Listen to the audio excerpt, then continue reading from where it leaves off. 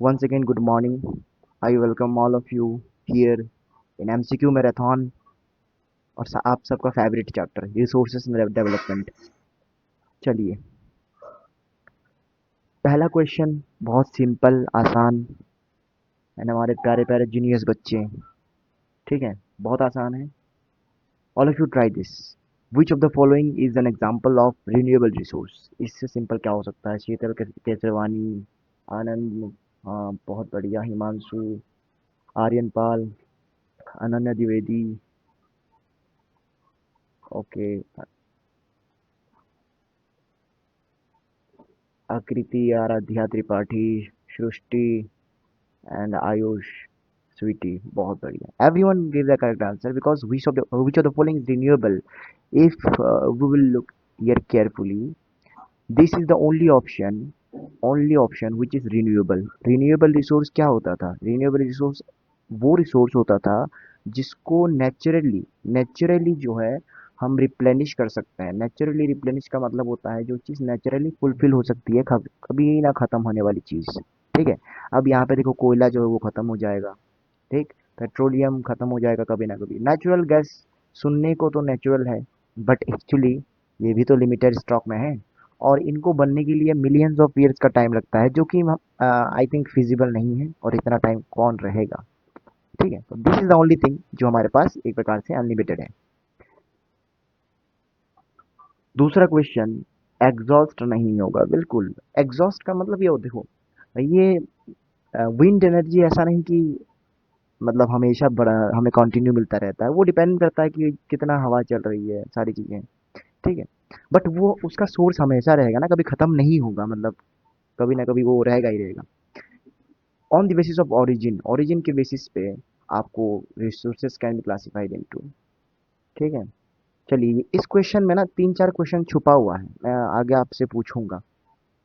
तो ओरिजिन के बेसिस पे जितने भी बच्चे बी जवाब दे रहे हैं, जैसे यहाँ पे अंशित हो गया, शीतल सबसे पहले, आकृति, अनंत, आर्यन, सभी बच्चों ने लगभग सही जवाब दिया है, आयुष, अनन्या, सृष्टि, स्वीटी। चलो, ये बायोटिक एंड एबायोटिक होगा। ओरिजिन मतलब कोई भी चीज़ ओरिजिनेट कहाँ से हो रहा है, क्या उसका सोर्स लिविंग है या नॉन लिविंग है? अगर लिविंग होगा तो भाई वो बायोटिक हो जाएगा, अगर नॉन लिविंग होगा तो वो एबायोटिक हो जाएगा। लेकिन आपका सवाल यहाँ पे ख़त्म नहीं होगा, क्योंकि अगर मैं आपसे पूछूं कि जो renewable and non renewable resources है, ये किसके बेसिस पे इसका जो है डिवीजन किया जाता है? अंशित पांडे ने बहुत क्विकली आंसर दे दिया है, एग्जॉस्टिबिलिटी, यानी बेसिस ऑफ एग्जॉस्टिबिलिटी अगर आप डिवीजन करोगे तो रिन्यूएबल एंड नॉन रिन्यूएबल मिल जाएगा। अनंत कुमार, शीतल, अंशित, वेरी गुड। एंड अगर आपसे वही चीज़ मैं पूछूं कि पोटेंशियल एंड रिजर्व्स ये किस बेसिस में आता है, मतलब आपको बताना ये कैटेगरीज किस बेसिस में आता है। आयुष, सोनी, ठीक है, आकृति भी सही जवाब। चलो ये बताओ, ओके, डेवलपमेंट, जहाँ पे आपने देखा होगा ना कि जैसे डेवलप्ड रिसोर्स होता था, पोटेंशियल रिसोर्स होता था, एक पहला डेवलप होता था, फिर पोटेंशियल होता था, फिर स्टॉक होता था, फिर उसी स्टॉक का ही एक सबसेट होता था रिजर्व, ठीक है। और मैंने ये भी बताया था कि स्टॉक और रिजर्व में अंतर क्या होता है। स्टॉक मतलब होता है टोटल जो हमारे पास चीज़ें मौजूद है। अब हो भी सकता है कि उसका टेक्नोलॉजी हमारे पास ना हो, लेकिन जब आप कहते हैं रिजर्व, तो जो चीज़ आपके पास स्टोर्ड है लेकिन आपके पास वो टेक्नोलॉजी भी होनी चाहिए ना कि आप उसको कभी भी यूज़ कर सकते हैं, उसको हम रिजर्व बोलते हैं। यानी रिजर्व का टेक्नोलॉजी हमारे पास होता है, और स्टॉक का कोई ज़रूरी नहीं कि टेक्नोलॉजी हो भी सकती है, नहीं भी हो सकती है, ठीक है।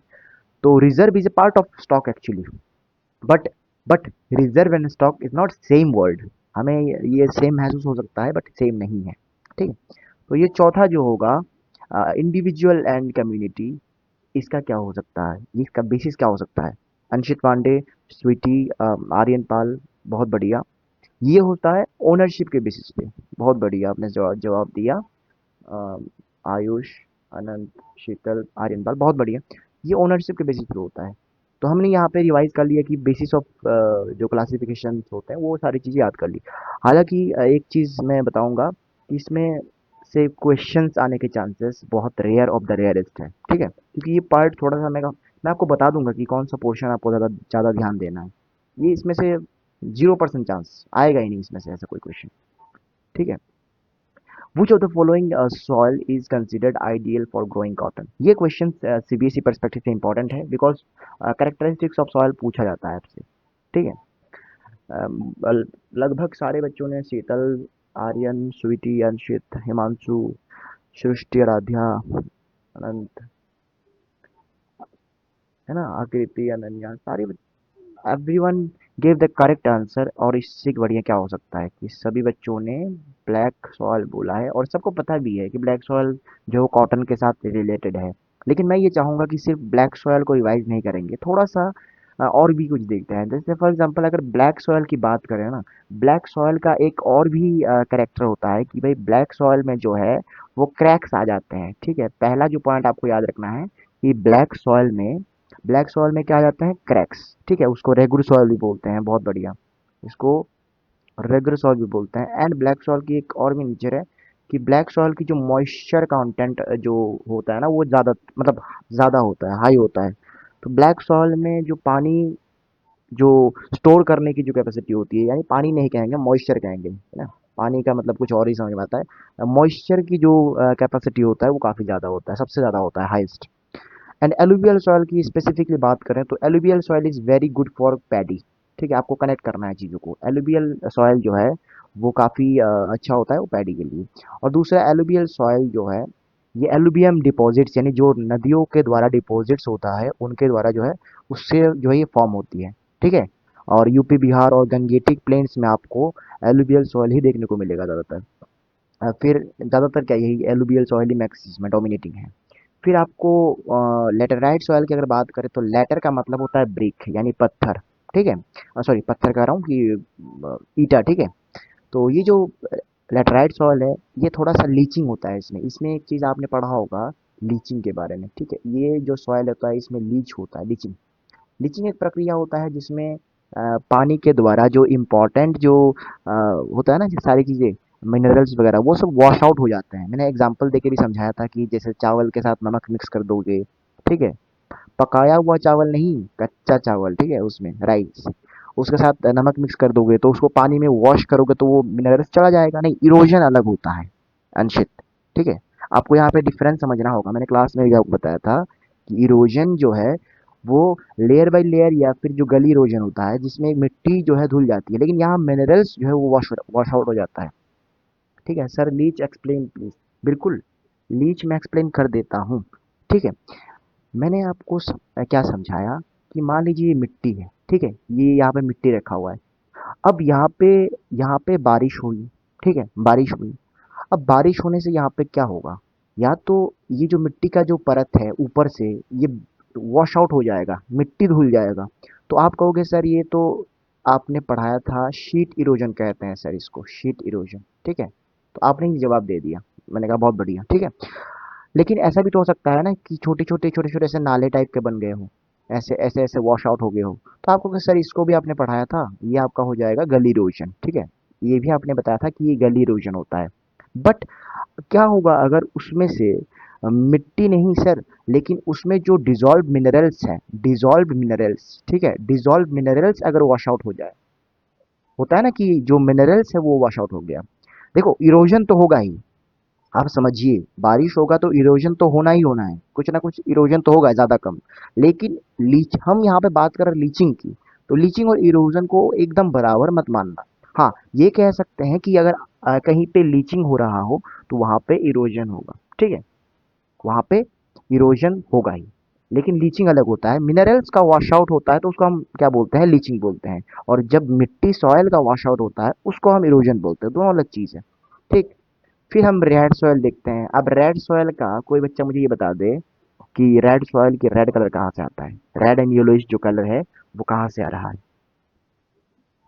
आप कोई चीज बताना है, रेड एंड येलो अगर है तो क्रिस्टलाइन इग्नियस रॉक्स नहीं होता है, क्रिस्टलाइन इग्नियस रॉक्स नहीं होता है। हिमांशु प्रजापति ने सही जवाब दिया। ठीक है, आकृति ने बहुत बहुत सही जवाब दिया। हंसा भी आ गई है, चलो जवाब दो। आर्यन कौन है ये आर्यन, पता नहीं। आर्यन सिंह शायद धीरज है। चलो, आयरन एंड ये, हाँ फेरस, बहुत बढ़िया। यहाँ पे जो सॉयल होगा इसमें आयरन कंटेंट होता है। ठीक है, आयरन कंटेंट। और ये येलोइश कलर का होता है हाइड्रेटेड, यानी पानी के साथ जब रिएक्शन का होता है इसका, या वाटर ऑफ क्रिस्टलाइजेशन जब इसके साथ होता है तो इसका कलर थोड़ा सा चेंज हो जाता है, येलोइश हो जाता है। बस, मतलब आपको यही समझना है कि आयरन की कॉन्टेक्ट के कारण होता है ये। थोड़ा आगे बढ़ते हैं, यहाँ चीज़ों को रिवाइज हमने कर दिया है। क्वेश्चन नंबर 4 में चलते हैं। Which of the following is the primary cause of land degradation in Punjab? Land degradation क्या होता है ये भी चीज़ अब मैं समझा दूंगा, लेकिन पहले इसका जवाब बताइए। अ, Dheeraj, Dheeraj don't do unnecessary things, you rather focus on studying. ठीक है, इतना मेहनत ये इसमें ना करो, कोई स्टिकर इधर उधर की। अनशित, शीतल, गरिमा, आकृति, बहुत बढ़िया, मतलब हंसा, अनन्या, सृष्टि, अंशिका, स्वीटी, हिमांशु। ओके, सारे बच्चों ने लगभग जवाब वही दिया है कि भाई ओवर इरिगेशन होगा। ठीक है, ओवर इरिगेशन। ओवर इरिगेशन का प्रॉब्लम क्या है? बिकॉज इसमें भी बात करेंगे, जैसे पंजाब प्लस हरियाणा। ठीक है, पंजाब प्लस हरियाणा की प्रॉब्लम क्या है? पंजाब प्लस हरियाणा की प्रॉब्लम ये है कि ये जो नहीं, वाटर लॉगिंग की बात बाद में करेंगे, अभी अभी आ रहे हैं वाटर लॉगिंग में। ठीक है, पंजाब और हरियाणा की अगर आप देखोगे ना, ज्योग्राफी में अगर देखोगे तो उनका एनुअल रेनफॉल जो है 100 सेंटीमीटर से क्या है, कम है। ठीक है, less than less than 100 centimetre है। अब 100 सेंटीमीटर से बारिश अगर कम होती है तो उसमें उस एरिया में राइस, ठीक है, या राइस यानी पैडी की कल्टीवेशन जो है वो रिस्की हो जाता है। उसमें वाटर जो है वो उसकी रिक्वायरमेंट ज़्यादा होती है, तो वो लोग क्या करते हैं for cash crops. Cash crop क्या होता है? कैश क्रॉप वो होता है जिसको बेचने के लिए उगाया जाता है, ना कि कंजम्पशन के लिए। ठीक है, तो cash crop, as a cash crop वो पैडी को उगाते हैं।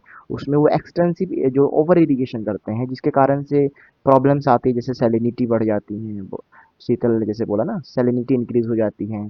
फिर उसमें ग्राउंड वाटर जो लेवल होता है ना, ग्राउंड वाटर जो GWL, ग्राउंड वाटर लेवल जो होता है वो भी डिक्रीज हो जाता है। तो ऐसे कई सारे जो कोलेटरल डैमेजेस है वो उनको झेलना पड़ता है।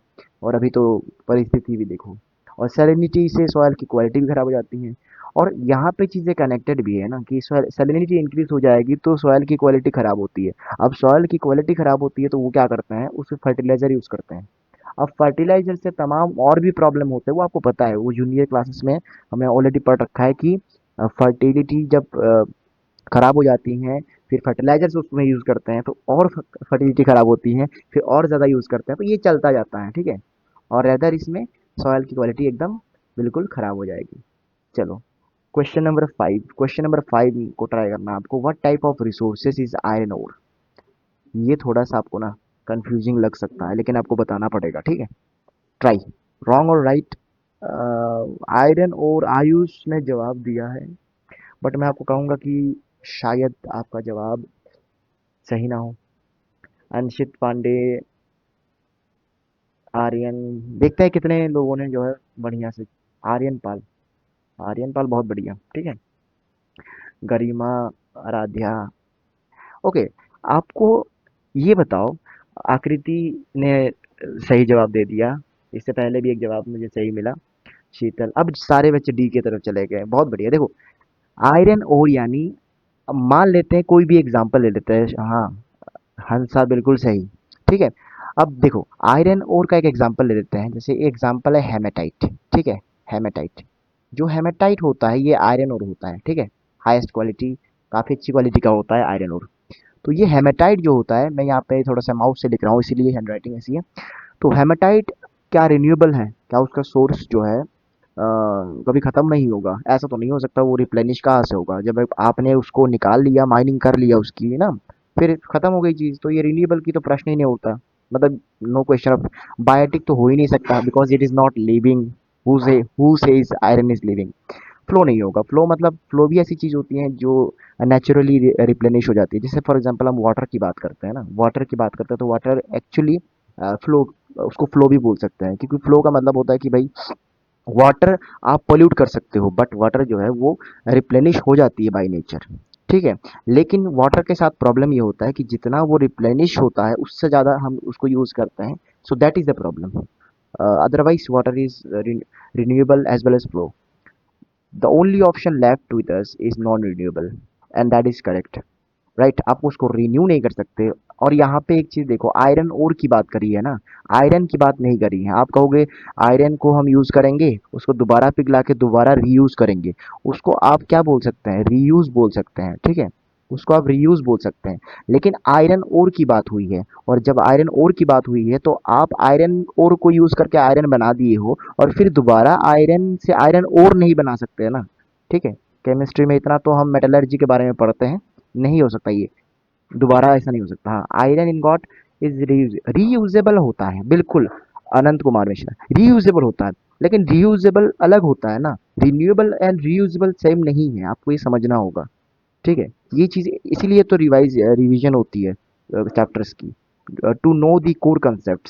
Reusable doesn't mean renewable, right, ये आपको ध्यान देना है। Iron is reusable, we can reuse it, no doubt, by melting, है ना, उसको दोबारा दोबारा स्मेल्टिंग या फिर मेल्टिंग करके आप दोबारा चीज़ों को डाइस में ला सकते हैं, कोई और चीज़ों में इस्तेमाल कर सकते हैं। बट वी कैन नॉट क्रिएट और जनरेट आयरन ओर अगेन, वो नहीं हो सकता, किसी भी केमिकल प्रोसेस से नहीं हो सकता। In which of the following states terrace cultivation extensively practice, terrace cultivation आपको पता है, एंड जहाँ पे रिवर टेरेस वगैरह होगा, जहाँ पे इस प्रकार की ज्योग्राफी होगी, वहाँ पे ही ये संभव हो सकता है।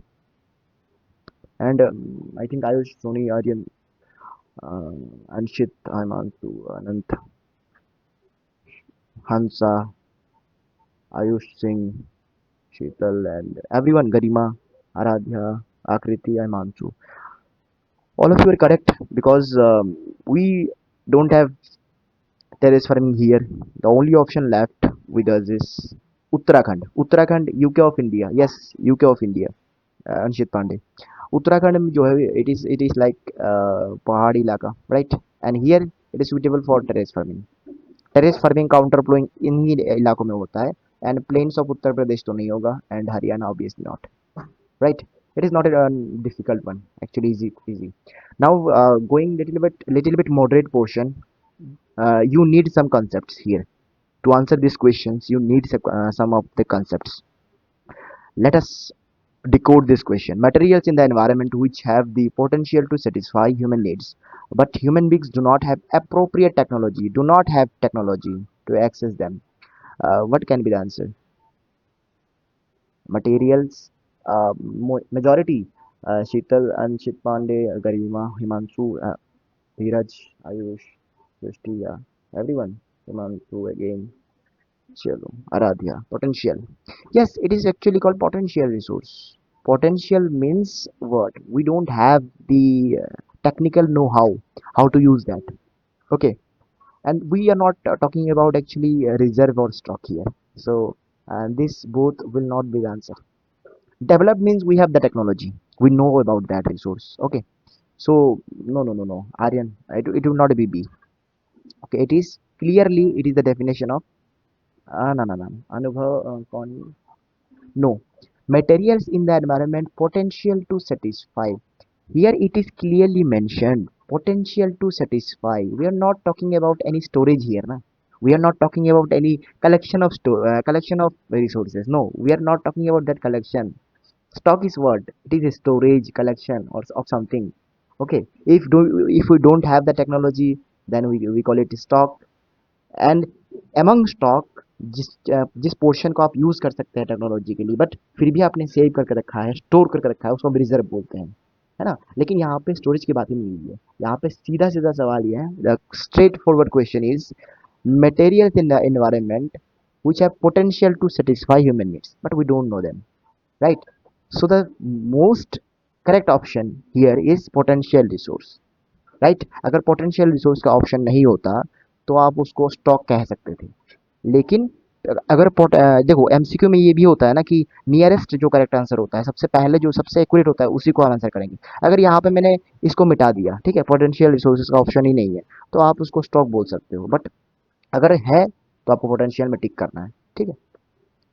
Question number 8, India's territorial waters extend up to a distance of, it is the fact based questions, you have to remember the fact. Sheetal gave B, okay. Are you satisfied the B?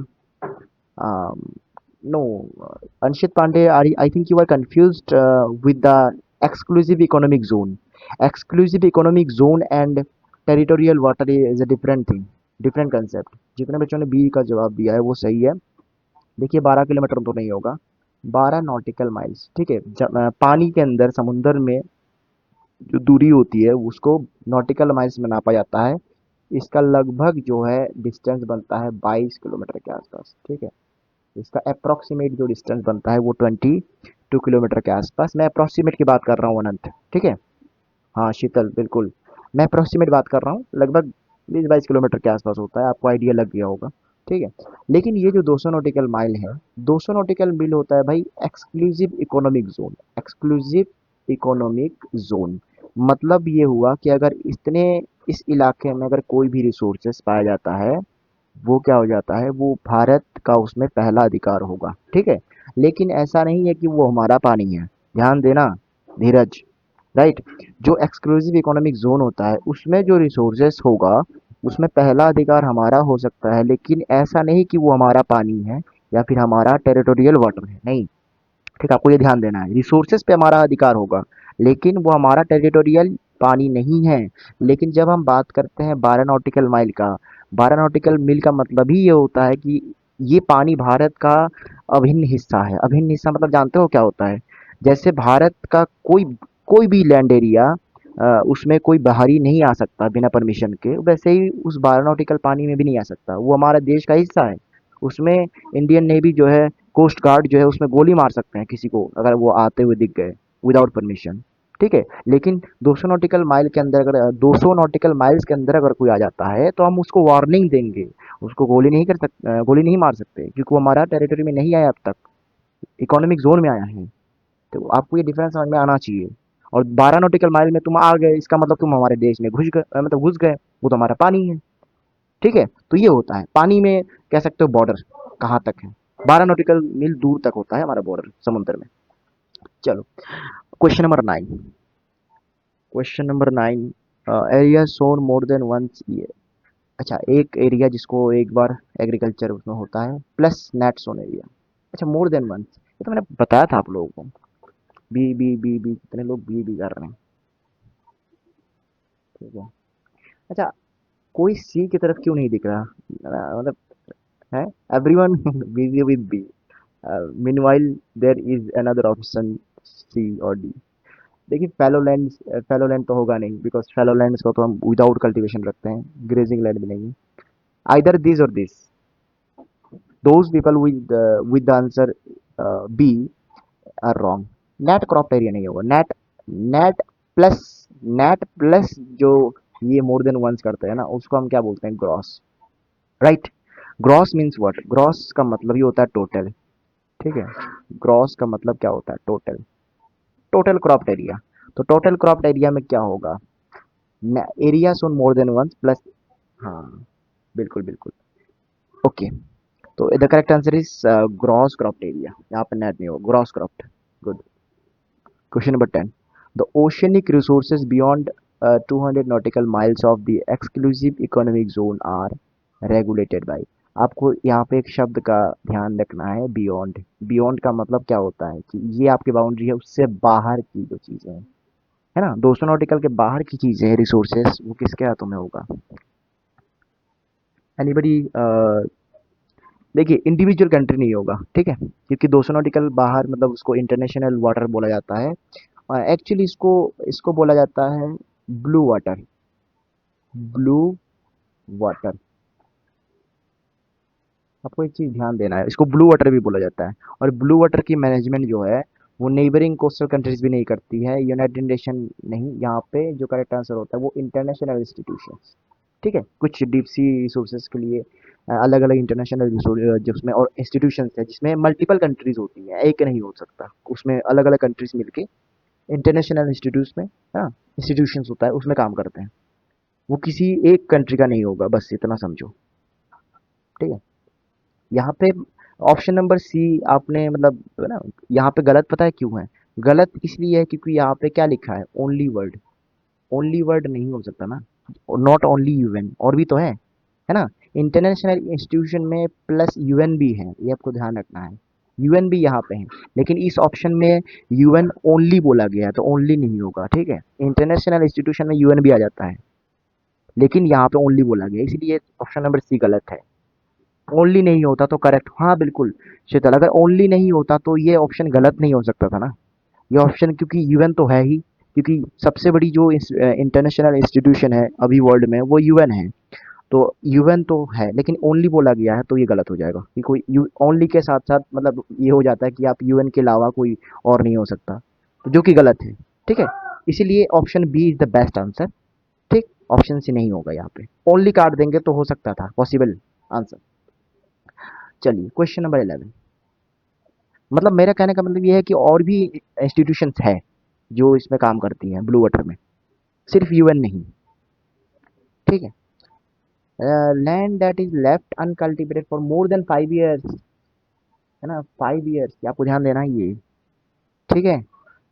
तो grazing land तो पहले ही काट काट दो इसको, जितने भी सी बोल रहे हैं बहुत सही बहुत सही, ठीक है। Culturable waste land. अच्छा ये बताओ, थोड़ा सा क्वेश्चन मैंने मैंने यहाँ पे 3 क्वेश्चन डिजाइन किया है। Question number A, question number B. Question number A ये है कि अगर मैं 1 साल तक उसको खेती ना करूं, 1 साल तक, ठीक है, तो उसको क्या बोलते हैं। और एक से लेके 5 साल तक, ठीक है, इसको हम क्या बोलते हैं, दोनों को बताना है। ओके, ये जो है ये सी एफ यानी करंट फेलो, ठीक। और ये क्या हो जाएगा, other, other fellow, yes yes yes. ये जो है ये अदर, अदर जो है वो फेलो हो जाएगा, ठीक। बहुत बढ़िया। Current fellow and other fellow. उसके बाद 5 साल से जब ज़्यादा हो जाता है चीज़ें, तो क्या हो जाती है भाई, कल्चरेबल वेस्ट लैंड बोल देते हैं। हालांकि ये वेस्ट लैंड नहीं है, लेकिन इसको कल्चरेबल बोलने का कारण ये है कि उसको दोबारा आप यूज़ कर सकते हैं, दोबारा आप एग्रीकल्चर कल्टीवेशन के लिए यूज़ कर सकते हैं। करंट फेलो तो नहीं होगा, ये 1 साल के लिए होता है, ठीक है। और बैरन एंड वेस्टलैंड की तो बात ही नहीं होगी यहाँ पे, जो कि बंजर होता है। क्वेश्चन नंबर 12 देखो, which of the following soils is more commonly found in piedmont, piedmont plains. अब ये जो शब्द है पिडमोंट, इसके बारे में मैं एक्सप्लेन करूंगा अभी, मतलब थोड़ी देर में एक्सप्लेन करूंगा, ठीक है। द्वार चोजन तेराई, जो द्वार चोजन तेराई आपको बताना है, ठीक है। अच्छा ये जो द्वार चोजन तेराई पता है क्या होता है, मैं आपको अभी थोड़ी देर में आपको बता रहा हूँ चीज़ें। यहाँ पे काफ़ी सारे आंसर हम यहाँ पे पा रहे हैं। अ, जो सबसे कॉमन यहाँ पे सॉइल आपको मिलेगा वो एलुवियल मिलेगा, ठीक है। जो बच्चे सी बोल रहे हैं, सी ऑप्शन ये बिल्कुल करेक्ट है। लेकिन यहाँ पे एक चीज़ आपको बताता हूँ, पिडमोंट प्लेन क्या होता है। जैसे हम यहाँ पे ड्रॉ कर देते हैं, ये हमारा प्यारा भारत है, ठीक है। ये ये आपका हो जाएगा, ठीक, इंडिया। तो ये जो हिमालयाज है, ये आपको ध्यान देना है। हिमालयाज के ठीक नीचे जो ये वाला एरिया होता है ना, ये हिमालय के ठीक नीचे, इन्हीं को हमने तेरई, द्वार्स और अंचोर्स के ना ऐसे अलग अलग नामों से डिवाइड कर रखा है। मतलब ये जो नाम है ना ये अलग अलग है। तो लेकिन ये सारे जो प्लेन्स होता है जो ठीक पहाड़ी के नीचे होता है, यस, इमीडिएट नहीं, हिमालयन की बात नहीं है बेटा, कोई भी माउंटेन हो, कोई भी माउंटेन के ठीक नीचे जो प्लेन होता है उसको पिडमोन प्लेन बोलते हैं। ये ध्यान ध्यान देना, ठीक है। कोई भी कोई भी माउंटेन हो, ठीक, उसके ठीक नीचे क्या होता है, पिडमोन प्लेन होता है। नहीं, जो भी कह रहा है बी नहीं हो सकता है, आयुष सिंह नहीं हो सकता बी, क्यों पता है, क्योंकि यहाँ पे नाम दे दिया गया है ना, द्वार चाउस एंड तेराई। तेराई रीजन में कौन सा सॉयल है, तेराई रीजन में आपको किसने बताया कि वहाँ लेटराइट सॉयल है। तेराई रीजन जब एग्जाम्पल दे दिया गया है तो हम नहीं बोल सकते, ठीक है। यहाँ पे एलुवियल सॉयल है। हालांकि हालांकि उसमें आप एक चीज ये बोल सकते हो कि सर ये जो एलुवियल सॉयल है इसमें कंकड़ होता है, ठीक है, इसमें कंकड़ ज्यादा होता है, थोड़ा बहुत कंकड़ होता है, ठीक है। पिडमोंट प्लेन वगैरह में आपको थोड़ा सा कंकड़ आप पा सकते हैं वहाँ ज्यादा। जो फ्लड प्लेन होता है, जो फ्लड प्लेन होता है, जैसे बिहार में जहाँ बाढ़ होती है वहाँ पे जो मिट्टी होती है वो थोड़ी सी चिकनी होती है और उसमें कंकड़ नहीं होता। लेकिन जो इमीडिएट पहाड़ के नीचे होता है वहाँ पे पत्थर, कंकड़ का मात्रा ज़्यादा हो सकता है, लेकिन है तो एलुवियल सोइल ही, राइट। तो ये आपको ध्यान देना है। Are you clear with this concept, अगर कोई भी प्रॉब्लम हो तो बताना। Question number 13, question number 13 we have to look at, which famous Indian freedom fighter of. ये तो बहुत कॉमन क्वेश्चन हो गया, इसको मुझे इजी में डालना था, ये मॉडरेट में आ गया। चलो, give me the answer, give me the answer, 15 16 students are there. Who said this?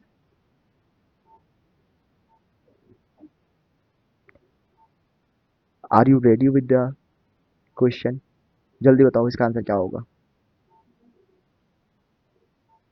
Okay, am I audible to all of you?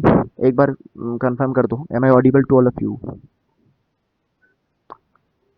आप ये चीजें बताइए कि दिख रहा है कि नहीं सारी चीजें?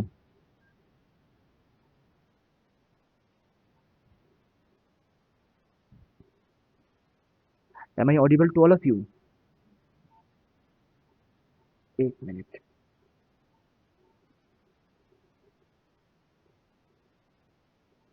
ओके चलो ठीक है, आप लोग बताते क्यों नहीं हो पहले बताओ। ठीक है, इसका आंसर जो हो जाएगा महात्मा गांधी, राइट।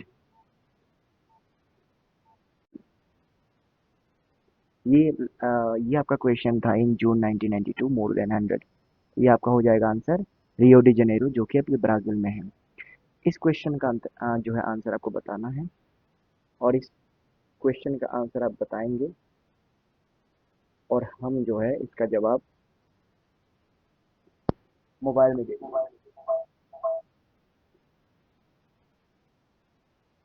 सारे बच्चे लगभग सही जवाब देंगे।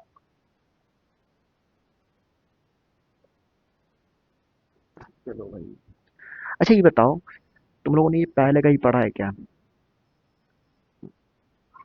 तुम लोगों ने पहले क्या पढ़ा है क्या इसको? This is the unique question I think. Double voice? नहीं, डबल वॉइस नहीं आ रही है, अभी खत्म हो गई डबल वॉइस। मैंने वहां पे ऑफ कर दिया है ना, बुक में।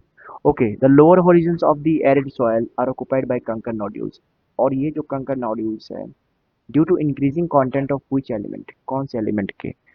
भाई आपने अगर पढ़ा होगा कैल्सिफिकेशन। कैल्सिफिकेशन क्या होता है? कोई भी चीज कैल्सीफाई होता है तभी तो जो है क्या हो सकता है उसमें। आप लिखवाए थे, अच्छा, वो ये हो सकता है मैंने लिखवाया हो। तो मैं ये कह रहा हूँ कि जब कैल्शियम होता है तो ही तो कैल्सीफाई होता है। अगर हम बात करते हैं जैसे हमारे किडनीज वगैरह में, जैसे ऑर्गन्स वगैरह में जो स्टोन्स होते हैं, उसमें स्टोन कहाँ से हो रहा है, मतलब कहाँ से आ रहा है स्टोन? आप किडनी में देखोगे तो स्टोन कहाँ से आएगा बताओ? सीधी सी बात है, स्टोन कैसे आ सकता है उसके अंदर? कोई थोड़ी ना डाल देगा, हम स्टोन थोड़ी खाते हैं। तो उसमें प्रॉब्लम पता है क्या होता है? जो कैल्शियम, कैल्शियम ऐसी चीज है जो चीजों को बाइंड कर सकता है, चीजों को हार्ड कर सकता है, चीजों को शक्त जो है उसमें, जो है उसको इतना सख्त कर देगा कि वो स्टोन की तरह लगता है। तो ये इसलिए जो है आपको नोड्यूल्स कंकड़ कहाँ पे मिलेगा? जहाँ पे कैल्शियम की मात्रा ज्यादा हो। ठीक है, we are nothing to do with nitrogen, potash and phosphorus here. Next question. चार क्वेश्चन बचे हैं, फटाफट डिस्कस कर खत्म करना है। ठीक है, और 12 बजे से पहले खत्म भी हो जाएगा, जो कि हमारा आइडियल टाइम होता है कि विद इन 1 आवर खत्म करना है। Laterite soil is very useful for primarily cultivating. ये बताना है आपको भाई कि कौन सा सॉइल है जिसमें जो है, बताइए। चलो, almost all are B B B B B. Anant, Sheetal, tea coffee. पता है भाई, जो लेटराइट सॉइल होता है वो सबसे सुइटेबल जो है वो होता है कैशू नट के लिए। इसलिए आपने देखा होगा कि जो कर्नाटक वाला एरिया होता है, ठीक है, कर्नाटक वाला एरिया होता है, वहाँ पे आपको कैशू नट मिलेगा। वहाँ पे आपको कॉफ़ी एंड जो चाय होता है उसकी प्रोडक्शन अच्छी खासी मिलेगी। जो आपने नीलगिरी हिल्स के बारे में पढ़ा होगा, नीलगिरी हिल्स, ठीक है, वहाँ पे आपको ये सब चीज़ें देखने को मिलेगा। प्लस एंड प्लस आपको लेटेराइट सॉइल कुछ असम के एरियाज में देखने को मिलेगा। तमिलनाडु बहुत बढ़िया, तमिलनाडु में भी होता है। ठीक है, तो इसमें ये चीज़ होती है अच्छी खासी। राइस, व्हीट एंड मस्टर्ड के लिए तो हमें एलुवियल को ही हम सुइटेबल मानते हैं, एलुवियल में भी अच्छा होता है। ठीक है, बाकी पल्सेस, शुगर केन, रेजिन, ये कॉमन चीज़ है। कॉटन के लिए हम सबसे बेहतर मानते हैं ब्लैक सॉयल को। ठीक है, तो ये तो हमने देख रखा है ऑलरेडी कि किस सॉयल में कौन सा बेस्ट होता है। यहाँ पे दो तीन चीज़ ही याद करना है। एक तो आपको टी कॉफ़ी कैश्यू नट याद करना है, उस तरफ कॉटन याद करना है। ठीक है, बहुत ज़्यादा आपको क्रॉप्स याद करने की ज़रूरत नहीं है सॉयल के साथ। दो ही चार है, उसको उसको अगर याद कर लोगे तो चीज़ें हो जाएंगी, उससे ज़्यादा नहीं चाहिए हमको याद करना। क्वेश्चन नंबर 17 हम देख लेते हैं। क्वेश्चन नंबर 17 हार्ड क्वेश्चन है ये, बहुत थोड़ा मतलब हार्ड कैटेगरी में है। अगर आपको आता है तो ठीक, अगर नहीं आता है तो आप इसमें फंस सकते हैं। Flowing along the contour line. Contour line क्या होता है? ये पहाड़ है, और पहाड़ में ये जो पैरेलल लाइंस होता है, ये ये जो पैरेलल लाइन्स होता है पहाड़ में, इसको हम काउंटर लाइन बोलते हैं। अब हमारे पास दो ऑप्शन था, अगर हम ऊपर से नीचे ऐसे खेती करेंगे तो मिट्टी ऊपर से हम नीचे ले आएंगे ना, तो इसीलिए हम ऐसे करेंगे तो क्या होगा, ऊपर से पानी भी जो है नीचे नहीं आएगी, पानी को भी हम रोक सकते हैं सीढ़ियों की तरह, सीढ़ी की तरह। ठीक है, तो ये आपका क्या हो जाएगा, काउंटर फ्लोइंग हो जाएगा, जो कि ऑप्शन नंबर सी है। ठीक, यहाँ पे हम स्ट्रिप क्रॉपिंग की बात नहीं कर रहे हैं, यहाँ पे हम शीट इरोजन की बात नहीं कर रहे हैं। टेरेस कल्टीवेशन, देखो टेरेस कल्टीवेशन इससे कनेक्टेड है, सिमिलर है, लेकिन हम यहाँ पे फ्लोइंग की बात कर रहे हैं ना, काउंटर फ्लोइंग कहते हैं इसको। ठीक, यहाँ पे दिख भी रहा है काउंटर फ्लोइंग। चलो, विच soil type develops deep cracks, शायद मैंने इसका थोड़ा सा हिंट आपको दिया है, अगर आपको याद है तो आप बताइए। During hot weather, during hot weather significantly helps proper irrigation, aeration, aeration का मतलब होता है जो एयर का पासेज होता है थ्रू दी सॉइल, वो कहाँ पे होगा बताओ। Almost all are D D D D, black soil, black soil, Aradhya Tripathi, Aakriti, Sweety, अनंत। ठीक है, बहुत सही। ये जो है सीधा सीधा इसका ब्लैक ही होगा, क्योंकि मैंने बोला भी है इसका आंसर ब्लैक है। ठीक है, और यहाँ पे लेटराइट की बात नहीं कर रहे हैं, येलो की बात नहीं कर रहे हैं, एलुवियल की बात नहीं कर रहे हैं। तो ब्लैक में क्या होता है, जब एरेशन होता है तो उससे क्या होगा कि जो क्रॉप्स वगैरह है उसके लिए फायदेमंद होता है। अच्छा, एक इससे रिलेटेड एक चीज़ है, अगर मान लीजिए ये कोई पौधा है, ठीक, ये कोई पौधा है, मैंने इसको ड्रॉ कर दिया पौधा, ये कोई पौधा है और इसके अंदर ये रूट्स है। ठीक है, ये रूट्स है, अगर अंदर हवा नहीं जाएगी तो उसमें प्रॉब्लम क्या होगा, why why is so necessary air, उसमें नाइट्रोजन का जाना जाना जरूरी है, नाइट्रोजन। अगर नाइट्रोजन नहीं होगा तो एक प्रोसेस होता है नाइट्रोजन फिक्सेशन। ठीक है, जिसमें एटमॉस्फेरिक नाइट्रोजन को नाइट्रेट्स में बदल दिया जाता है, नाइट्रेट्स में। ठीक है, आपने ये पढ़ा होगा ना, कौन सी बैक्टीरिया होती है, जल्दी बताओ, कौन सी बैक्टीरिया होती है जो ये काम करता है, राइजोबियम बैक्टीरिया, ये जो नाइट्रेट्स में बदल देता है। ये आकृति ने जवाब दिया, एनीबडी, क्या ये सही है? राइजोबियम, राइजोबियम बैक्टीरिया, बहुत सही। तो हवा जो है अंदर तक पहुंचना बहुत जरूरी है। ठीक है, तभी तो चीजें हो सकती है ना, एटमॉस्फेरिक नाइट्रोजन उसमें फिक्सेशन हो सकता है, और नाइट्रोजन बहुत जरूरी होता है प्लांट्स के लिए। ठीक है, नाइट्रोजन प्रोटीन बनाने के लिए भी जरूरी होता है, नाइट्रोजन की इंपॉर्टेंस बहुत ज़्यादा है ह्यूमन लाइफ या फिर किसी भी लिविंग थिंग के लिए। Question number 19, resources which are surveyed, their quality quantity have been determined। इससे पहले भी ये क्वेश्चन पता है, एक बार मैंने कराया था, उसमें उसमें मैंने क्वेश्चन में डाल दिया था कि नॉट। ठीक है, उसमें उसमें क्वेश्चन को मॉडिफाई किया था मैंने नॉट लिख के। ठीक है, लेकिन यहाँ पे नॉट नहीं है, यहाँ पे नॉट नहीं है, तो क्या बोलेंगे। क्वेश्चन नंबर इसका आंसर जो है डेवलप्ड हो जाएगा, क्योंकि जो चीज़ डेवलप्ड है तभी तो उसके बारे में हम जानते हैं, सर्वे हो चुका है, उसकी क्वालिटी क्वांटिटी सब हम जानते हैं, और उसको हम यूटिलाइज भी कर सकते हैं, टेक्नोलॉजी भी हमारे पास मौजूद है, तो that is why it is called developed, right. And last question of this class, what is the primary aim of agenda 21 declaration signed by world leaders 1992। And it is the question which is CBSE ने मतलब CBSE perspective के लिए important है, question of CBSE important, all of you with B. Okay, trade की बात नहीं कर रहे हैं, बॉर्डर की बात नहीं कर रहे, ग्लोबल करेंसी की बात नहीं कर रहे, to combat environmental damage and poverty. But here one is the problem, one problem is, ये बताओ, क्या ये सिर्फ एनवायरमेंटल डैमेज की बात करते थे या कर रहे थे, या फिर पॉवर्टी की बात कर रहे थे, क्या इसके साथ कुछ और नहीं था, डैश। लास्ट क्वेश्चन में कुछ कुछ मिसिंग है, आपको बताना है वो चीज़, कुछ मिसिंग है। लास्ट क्वेश्चन में Aryan Pal, Aryan Pal, whoever you are very brilliant, Anshit, Sweety, okay, Sheetal, Aradhya, Akriti, okay, you all are right. यहाँ पे जो चीज़ मिसिंग है वो है डिजीजेस। ठीक है, तो ये चीज़ें हमने जानबूझ के किया है, यहाँ पे लिखा हुआ था उसको मैंने मिटा दिया, मिटा इसलिए दिया, ठीक है, यहाँ पे कॉमा कॉमा से लिखा हुआ था डिजीजेस, ताकि मैं आपसे पूछ देखो ना कि यार क्या क्या मिसिंग है। यहाँ पे मिसिंग है disease, poverty and environmental damage. ये तीन इंपॉर्टेंट मुद्दा था, ये आपको ध्यान रखना है। जब आप आंसर राइटिंग करोगे तब भी आपको डिजीज वहाँ पे मेंशन करना ही है। हालांकि हमारे चैप्टर में थोड़ा सा हम एनवायरनमेंट के ओर ज़्यादा ना फोकस कर रहे हैं, लेकिन ज़रूरी नहीं कि एनवायरनमेंट के ओर फोकस कर रहे हैं तो डिजीज इंपॉर्टेंट नहीं है। डिजीज, पॉवर्टी, एनवायरनमेंट, तीन चीज़ आपको ज़रूर लिख के आना है। ठीक है, भले ही हम एनवायरनमेंट को पढ़ रहे हो, लेकिन हमें वो भी चीज़ें देखनी है। राइट।